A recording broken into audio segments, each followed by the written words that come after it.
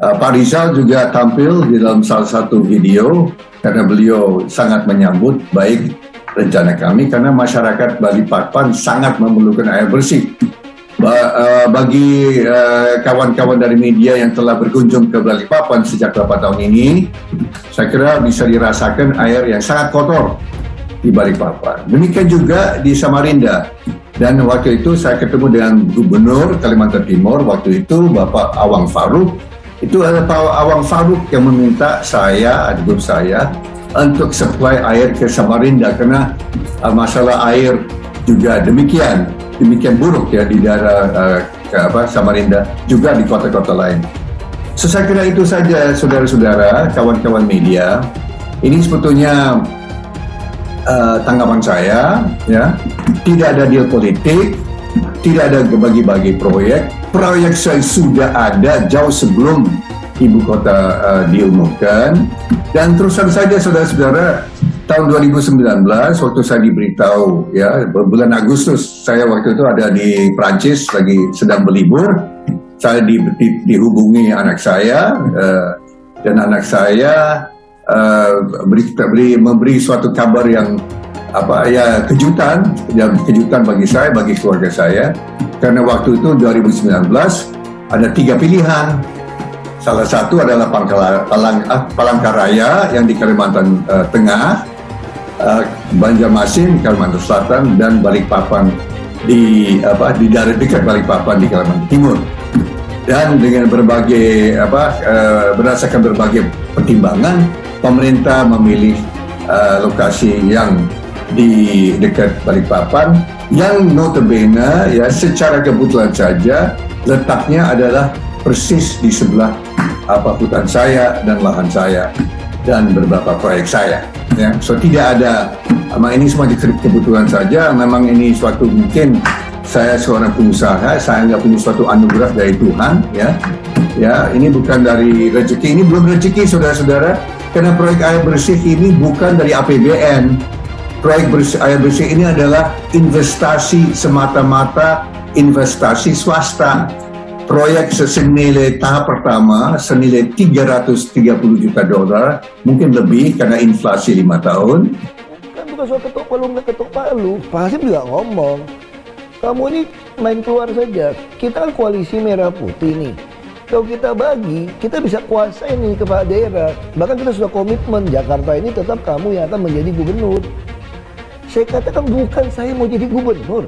Kalau saya jadi gubernur dipilih oleh DPRD, saya memilih tidak jadi gubernur. Jelas dong. Lalu lempar lagi isu, kalau gitu kamu harus berhenti dong dari wakil gubernur sekarang. Nah, itu juga satu pertanyaan yang menurut saya tafsirannya berbeda gitu. Saya bilang Anda tersinggung. Saya tentu berterima kasih sama Pak Hasim, sama Pak Prabowo dan Pak Oni yang Gerindra yang ingin saya diusulkan.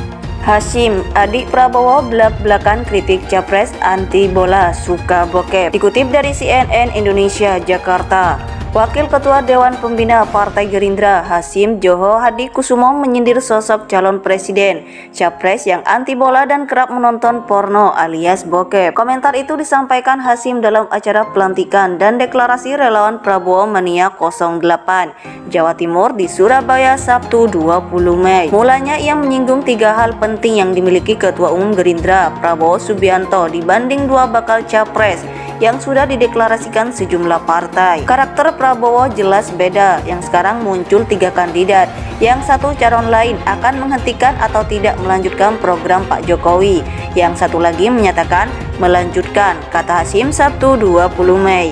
Ia berujar Prabowo memiliki karakter berbeda dengan sosok Capres yang dinilai juga akan melanjutkan program Presiden Joko Widodo. Hasim menilai Prabowo sosok yang berbeda lantaran suka membaca buku.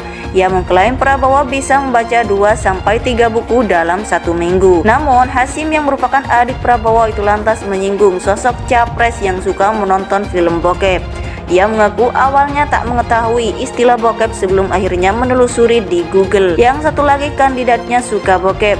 Sampai sekarang tidak menyesal dan belum menarik pernyataannya ya sampai sekarang. Kesimpulan kita itu tidak ada dalam video dia suka bokep. Ya oke, tergantung siapa yang mau milih, ujarnya. Lebih lanjut, Hasyim menyebut Prabowo merupakan sosok yang pro olahraga saat ini. Kata Hasyim, Prabowo menjadi Ketum Persatuan Pencaksilat Indonesia. Menurutnya Prabowo juga cinta sepak bola. Terus olahraga bola, yang satu lagi lawan Prabowo pesaingnya anti bola Indonesia, anti bola nasional.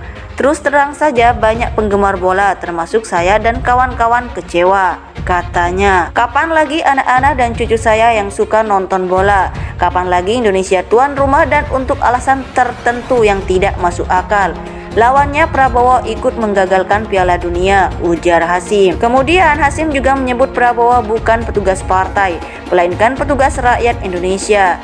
Ini penting, yang satu petugas partai, sudah jelas dia menerima amanat petugas partai. Prabowo adalah pelayan rakyat, petugas rakyat, pengabdi. Saya kira bangsa Indonesia ada pilihan, mau petugas partai atau petugas rakyat, mau yang mendukung sepak bola atau tidak, katanya.